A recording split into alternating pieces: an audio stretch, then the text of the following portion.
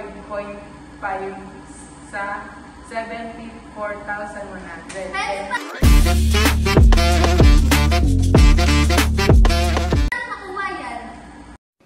What? Bro, what are you talking about, man? Wait, let me explain. First, times mo yung 74,120 sa...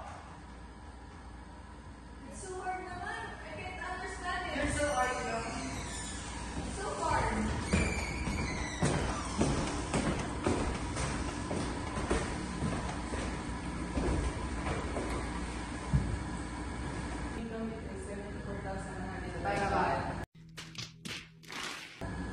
Para sa akin, mas masarap sa Pacboys.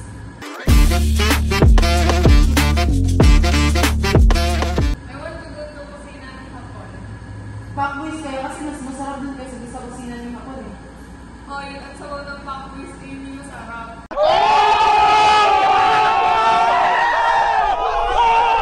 Oh, yung may samgyup sa kusina ni Hapon, may samgyup. Pangit naman ang lasa ng kimchi.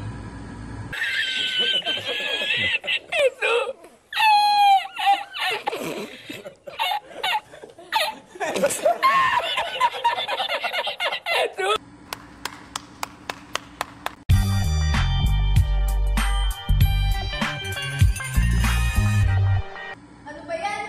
Nag-aaral kami dito, later na yung pagpuputrip nyo.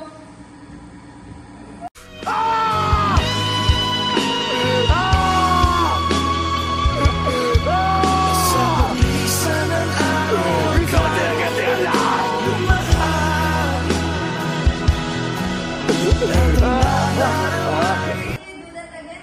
Ano ba naman yan, Jody? First, identify the gross income, which is 2. Tapos, itatimes mo yung 2 sa 2.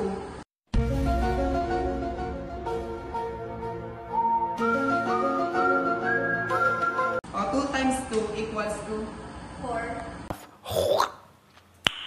Nice. very good. Thank you.